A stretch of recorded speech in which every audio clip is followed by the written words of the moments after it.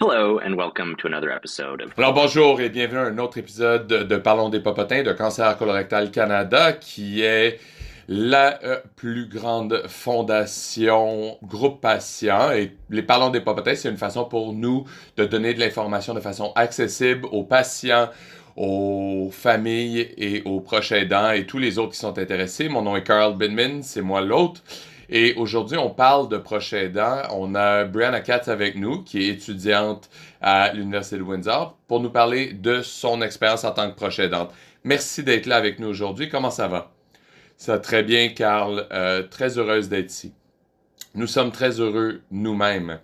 Alors, vous êtes une super personne aujourd'hui parce que votre expérience est une que les gens ne considèrent pas quand on pense de proches aidants. Ils ne parlent pas des gens jeunes. Alors, est-ce que tu peux me parler de ton expérience en tant que proche aidante? Oui, absolument. Alors, en tant que proche aidant jeune, c'est quelque chose auquel je ne m'attendais pas. C'est pas quelque chose pour lequel j'ai planifié, c'est quelque chose qui est juste arrivé. J'ai pas choisi ça, j'étais pas prête. Et soudainement, quand c'est arrivé, ma vie a changé en un moment. C'était quelque chose auquel il fallait que je m'adapte tous les jours.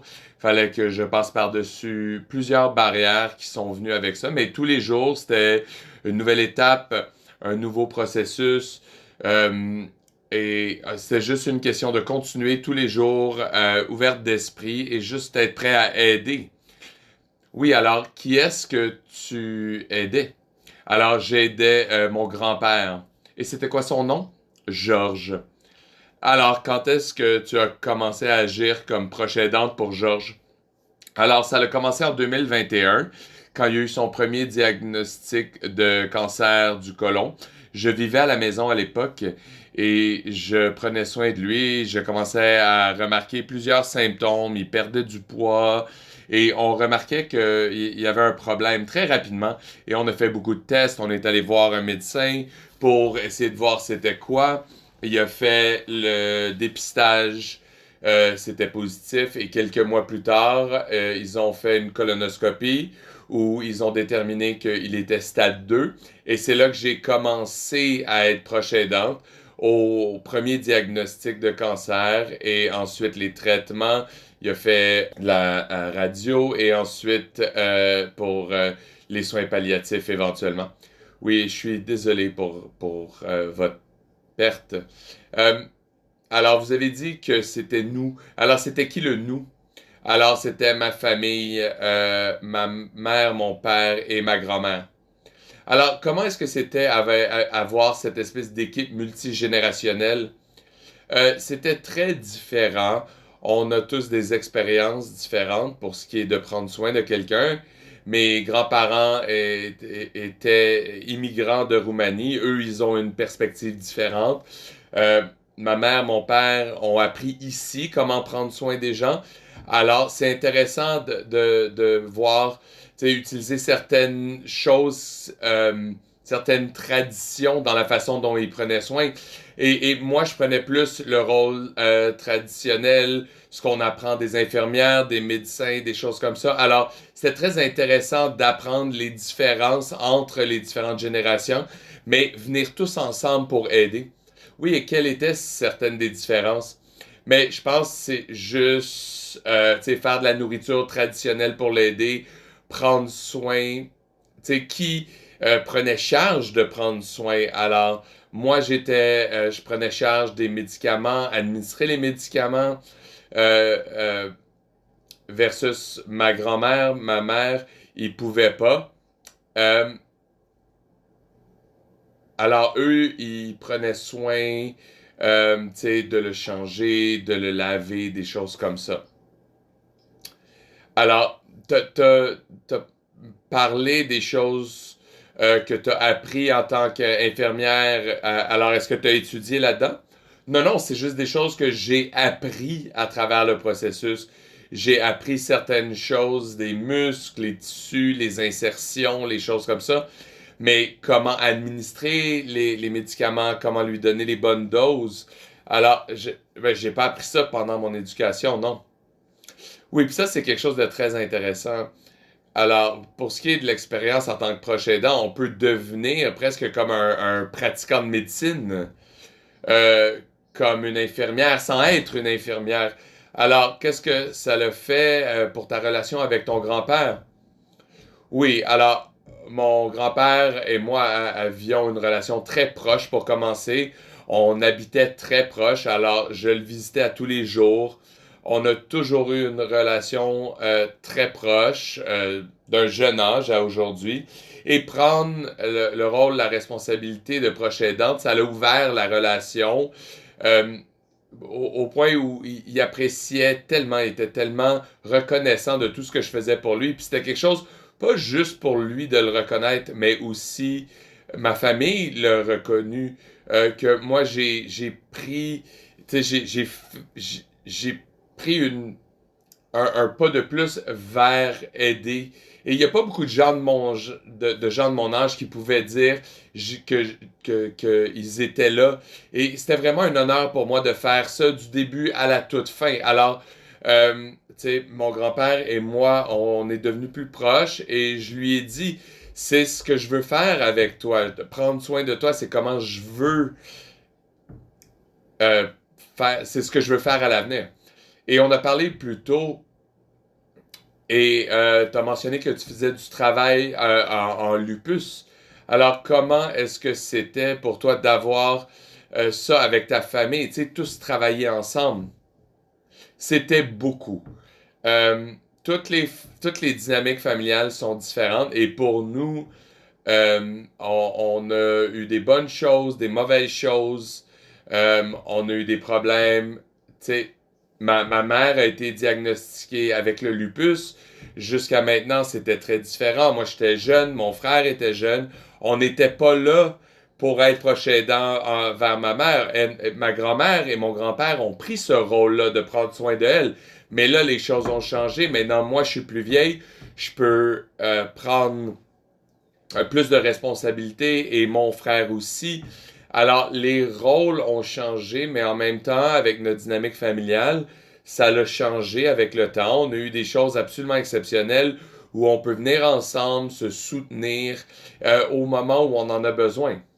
Oui, on bâtit comme de la résilience. Oui. Tu as mentionné des défis et euh, si t'es confortable d'en discuter, c'était quoi les défis pendant le processus? Et peut-être comme suivi, qu'est-ce que tu as fait pour passer au travers? Alors, comme j'ai mentionné, étant un jeune proche aidant, il y a plusieurs défis. Surtout moi, à l'époque, j'étais étudiante à temps plein pendant l'été, j'avais des cours d'été, j'avais un travail à temps partiel et en plus, j'étais proche aidante presque à temps plein. Et le défi pour moi, c'est le sentiment d'isolation. Mes amis sortaient à la plage, en vacances, ensemble.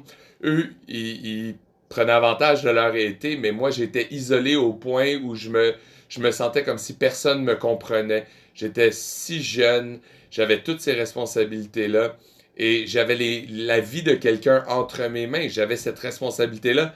Alors ça, c'était le plus grand point, cette isolation-là et aussi ma famille. On se sentait pas comme on avait un système de soutien autour de nous. On était très isolés ensemble. Et je pense que ça a été le plus gros défi. On se concentrait plus sur les rendez-vous, donner les médicaments quand les médecins venaient, versus d'autres familles prenaient avantage de leur vie, ils s'amusaient pendant l'été. Alors, le plus gros défi, c'était ma santé mentale et aussi ma santé physique. Je dormais. Mon grand-père avait son lit d'hôpital dans le salon et il pouvait pas bouger. Alors moi et ma grand-mère, même mon père, chacun notre tour, on dormait sur le canapé. Puis on a fait ça pendant... J'ai dormi tous les soirs pendant 2 semaines jusqu'à temps qu'il meure. Puis à tous les jours, je me disais, j'en fais pas assez, je pourrais en faire plus. Puis j'étais épuisé physiquement et émotionnellement. Et il faisait de la démence aussi en même temps. Alors, tu sais, il fallait s'adresser, le rassurer que tout allait être correct, qu'on prenait jour le jour et on répétait les choses à tous les jours. C'était dur à tous les jours. Mais il fallait que je me dise, lui dépend de moi, il a besoin de moi en ce moment. Puis ça, c'était le plus gros défi, d'être capable de le mettre avant mes besoins. Oui, c'est difficile. Et je pense que il y a une impulsion, tu sais, les gens pensent souvent que les choses difficiles sont moins difficiles qu'elles le sont vraiment. Mais reconnaître ça, c'est important. Et alors, merci d'avoir partagé ça. Et pour ce qui est de l'isolation et ne pas avoir assez de soutien ou le sentiment de ne pas avoir assez de soutien, comment est-ce que tu as navigué ça en tant qu'individu? Alors, à l'époque, j'avais des amis et j'avais aussi une relation. Mon copain était très proche de ma famille et la copine de mon frère aussi. Alors, on leur a demandé pour du soutien quand on avait besoin et ils étaient là pour nous. Ils venaient nous voir. Ils passaient quelques jours avec nous.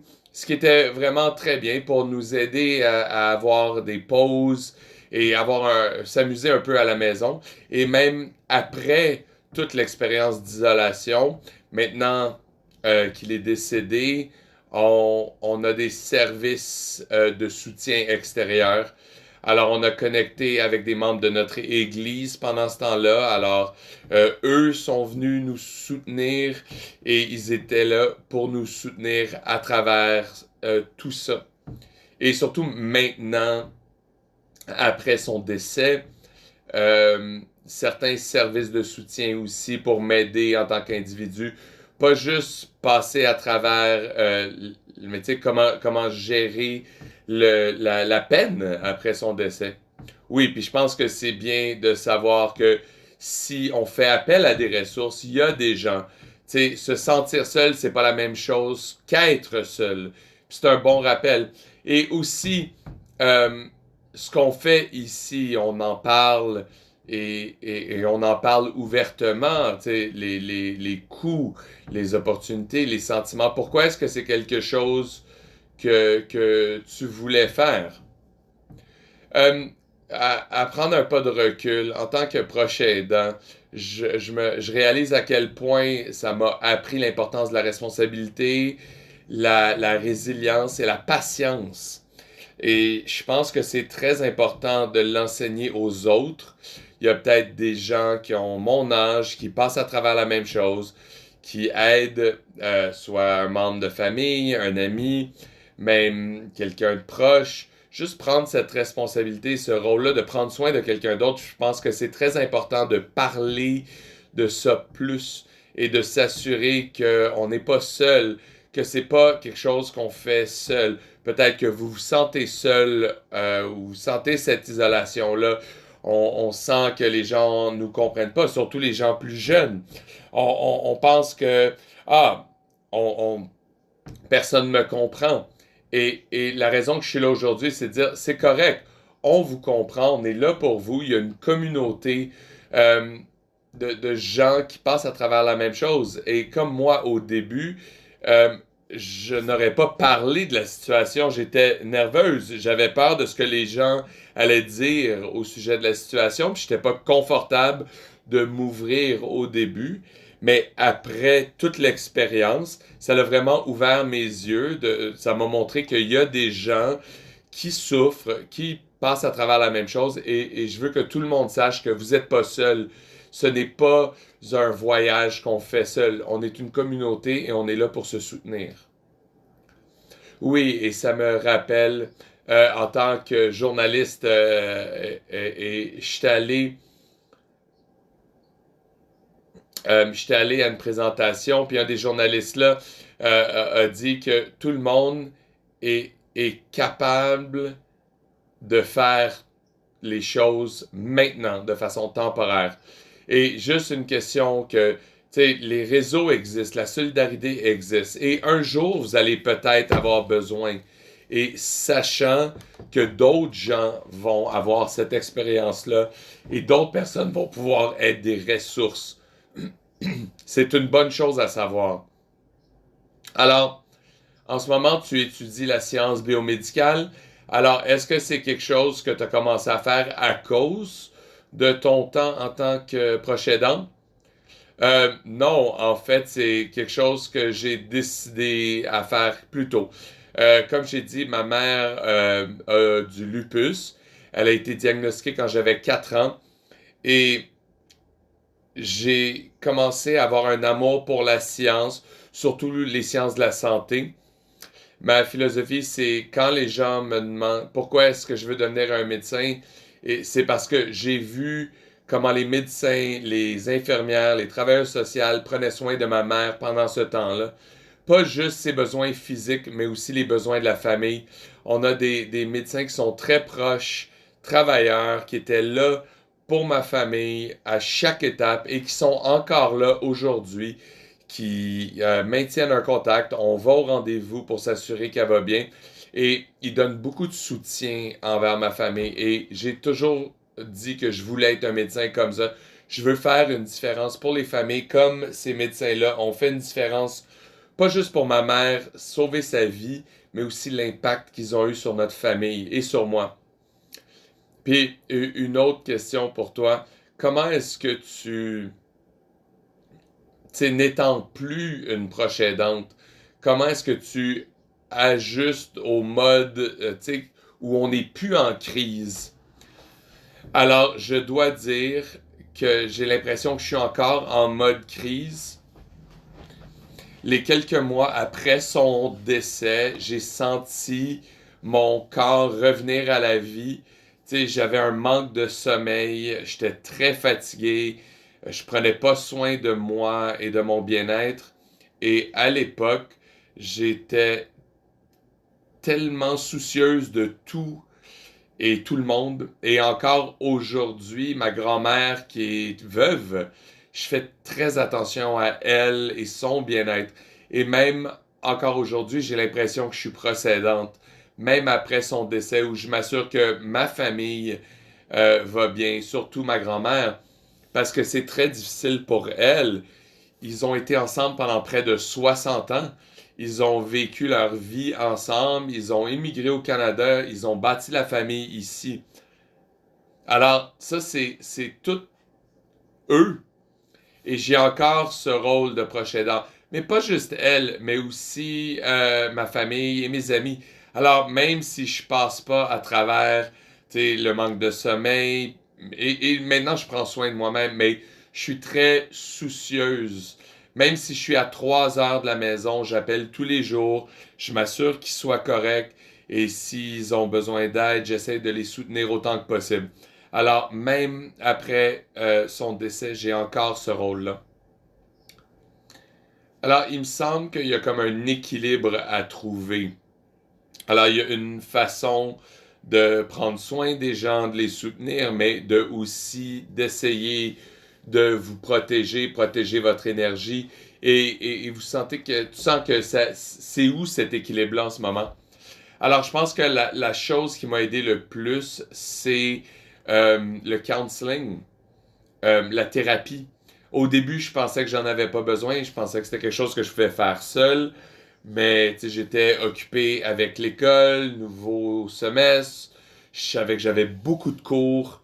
Mais en même temps, tu sais, rentrer dans une nouvelle année scolaire après un décès, c'est très difficile. Et c'était difficile pour moi de mettre tout ensemble. Mais ultimement, la plus grosse chose pour moi, c'était aller chercher de l'aide et aller chercher de la thérapie. Puis j'étais très appréhensive. C'était pas quelque chose qu'on fait dans notre famille. On parle de nos sentiments entre nous, mais pas les gens de l'extérieur. Et c'était une grosse étape pour moi en tant qu'individu, en tant qu'étudiante, de dire, je pense que j'arrive au point de casse et j'ai besoin de l'aide qui ne fait pas partie de ma famille, de mes amis. Et en fait, un étranger, mais qui a ce background professionnel pour m'aider. Et je pense que de trouver de l'aide de ces gens-là m'a aidé avec l'équilibre de l'école, toutes les activités autres, le travail, et aussi équilibrer les soins à la maison et aussi prendre soin de moi oui, et d'établir mes besoins. Alors, tu sais, la société, c'est comme une chaîne d'aide. Quelqu'un qui aide quelqu'un, qui aide quelqu'un, qui aide quelqu'un. Et en parler, ça rend ça possible. Et tu as mentionné que tu es à l'école. Alors, je suis curieux à savoir comment ta communauté a été capable de t'aider à travers l'Église, tes amis. Est-ce que le contexte d'éducation a été capable de t'accommoder pour ta situation? Malheureusement, non. Ce qui est vraiment très malheureux. Il y a certains accommodements que l'école va faire s'il y a un décès pendant l'année scolaire. Alors, quand je faisais les cours d'été, euh, j'avais des activités pendant l'été et pendant... on m'a j'avais pas assez de documentation pour le décès. Alors, ça a été un peu malheureux. Ils ont refusé certaines des accommodements. Mais je pense qu'ils sont capables de le faire en temps normal, oui. Oui, puis je pense que ça montre à quel point c'est important d'en parler publiquement. Tu sais, parler de ce à travers quoi tu passes, et sais, l'éducation, c'est une question de soutien, puis peut-être il devrait avoir des accommodements. Puis pendant ton histoire, le temps euh, que aider peut prendre. Alors, toi, tu as dit de 2021 à 2024, ton rôle. Alors, comment est-ce que ton expérience a changé le plus le temps avançait? Au début, je ne savais pas quoi faire. En tant que proche aidante, il n'y a pas de manuel, il n'y a pas d'instruction étape par étape sur comment être un proche aidant. Il y a des ressources qui peuvent aider, parler à des êtres chers ou être là, mais je ne savais pas. J'ai jamais été éduqué, surtout pour c'est quoi le cancer colorectal. Euh, Notre famille avait pas de gens proches de nous qui ont eu des traitements comme ça ou qui ont eu des diagnostics. Alors, c'était vraiment un processus nouveau pour nous tous. Au début, c'était juste d'avoir des opinions, pas juste d'un médecin, mais plusieurs médecins, et ensuite de parler entre nous en tant que famille. Alors, au début, en tant que proche aidant, on était un peu partout en même temps. On savait pas quoi faire. Moi, je savais pas quoi faire. J'étais jeune étudiante. Qu'est-ce que je sais, moi, sur le cancer ou les traitements ou toutes ces choses-là? Et en tant que proche aidante, ma priorité, c'est comment est-ce que je peux être là pour mon grand-père maintenant? Comment est-ce que je peux traduire ça? Euh, Tu sais, sa langue maternelle, c'est pas l'anglais, c'est le roumain. Alors, comment est-ce que je traduis tout ça pour lui? Et le plus le temps avançait et on trouvait différents traitements, on, on a trouvé un médecin qu'on aimait qui parlait notre langue. Et là, on s'est senti confortable et on a dit, OK, ben, le timing est parfait. Et il peut nous expliquer c'est quoi nos options. Et de là, je me suis senti beaucoup mieux. OK, voici les options de traitement, que ce soit la radiothérapie, la chirurgie. Ça, c'était les deux options, en fait, radio ou chirurgie. Et de là, tous les jours, c'était une nouvelle étape d'apprentissage. Je m'éduquais. J'apprenais plus sur le cancer, les étapes, le processus, l'évolution, la progression, les traitements. Et éventuellement, tu sais, je pense que ça a été la plus grande courbe d'apprentissage jusqu'à la fin. Et là, ensuite, le soutien palliatif, on avait des infirmières qui venaient tous les jours et ils me montraient à moi et ma famille comment administrer les médicaments, via un port ou à travers une aiguille. Et moi, j'ai pris ce rôle et cette responsabilité d'administrer tous les médicaments. Et de là, j'ai vraiment compris ça voulait dire quoi être proche aidant. Alors, c'était prendre soin de cette personne jusqu'à la fin. S'assurer qu'il soit confortable. J'étais bien éduqué sur c'est quoi le cancer du côlon, mais tu sais, je savais au moins les bases de c'était quoi le cancer.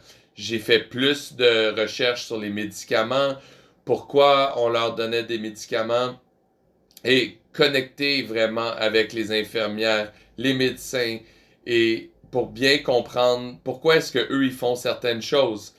Alors juste m'ouvrir à tout ça. Et je pense que la dernière étape, c'était me rendre compte qu'en tant que proche aidant, oui, au début, je savais pas quoi faire, j'étais un peu partout. Mais après des années de proche aidant, j'ai eu un sentiment de succès, que j'ai vraiment fait tout ce que je pouvais faire jusqu'à la fin. Et je me suis senti un peu passionné, heureuse, que je savais ce que je faisais.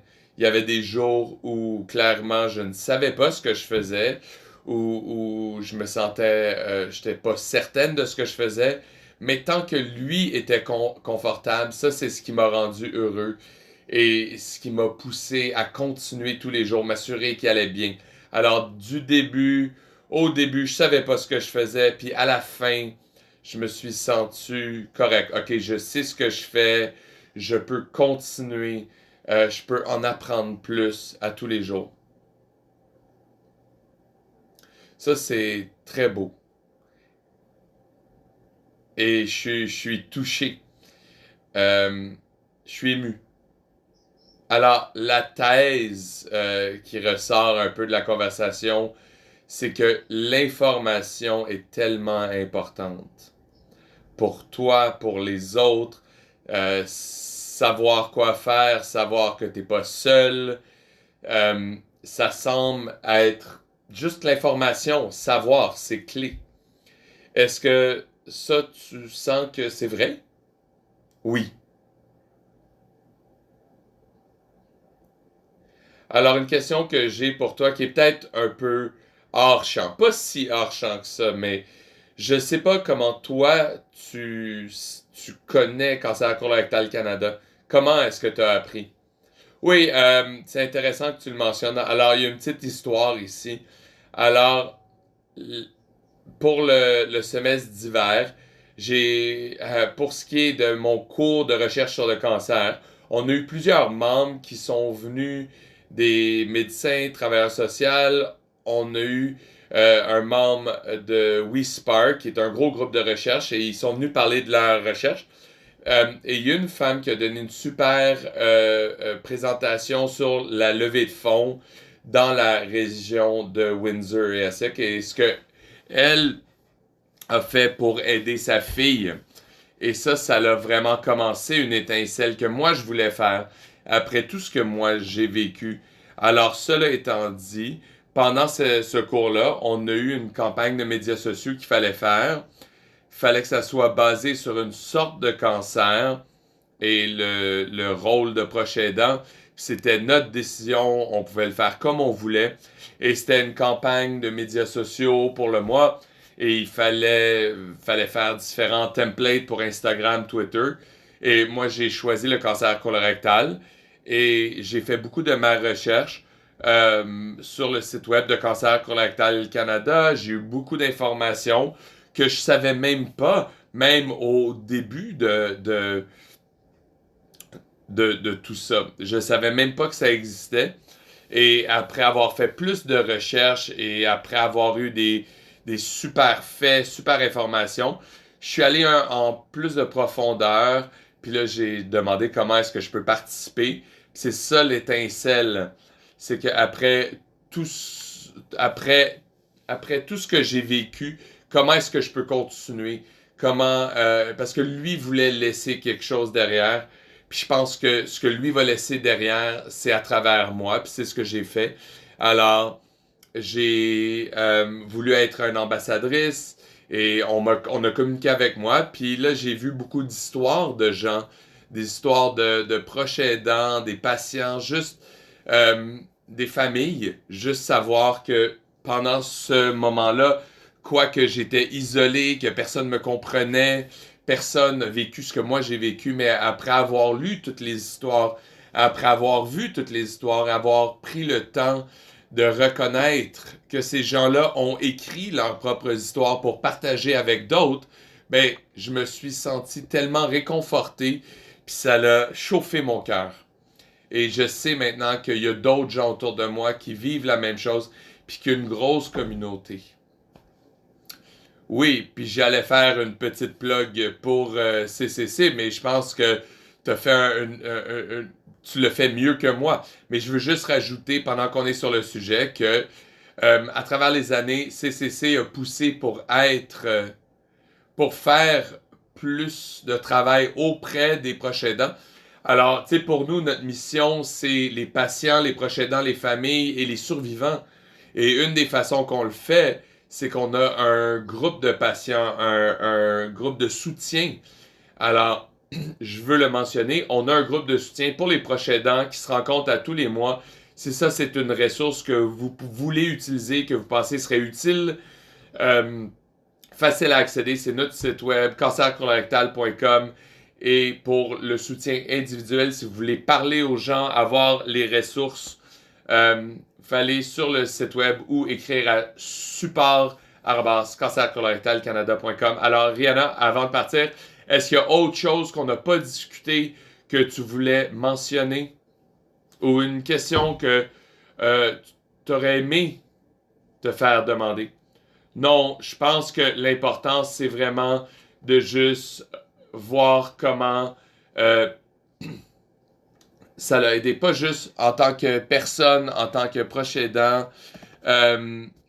C'est pour ça que je suis là avec vous aujourd'hui, de parler de mon histoire et de montrer que on est tous là ensemble, qu'on a une grosse communauté qui sont là avec vous. Peut-être vous vous sentez isolé, peut-être que vous vous sentez seul, que vous allez pas bien, et on est tous là pour vous. On vous comprend, je vous comprends complètement. Surtout les étudiants qui peut-être ne partagent pas leur histoire. Puis ça, c'est correct. Peut-être c'est quelque chose que les gens veulent garder pour eux, mais sachez qu'il y a des gens comme moi qui vont à l'école, qui sont proches aidants. Je suis là, je vous vois, je vous entends, on peut vous soutenir, on est là pour vous soutenir à travers tout le processus. Merci Rihanna, merci d'être là et je te souhaite une excellente journée.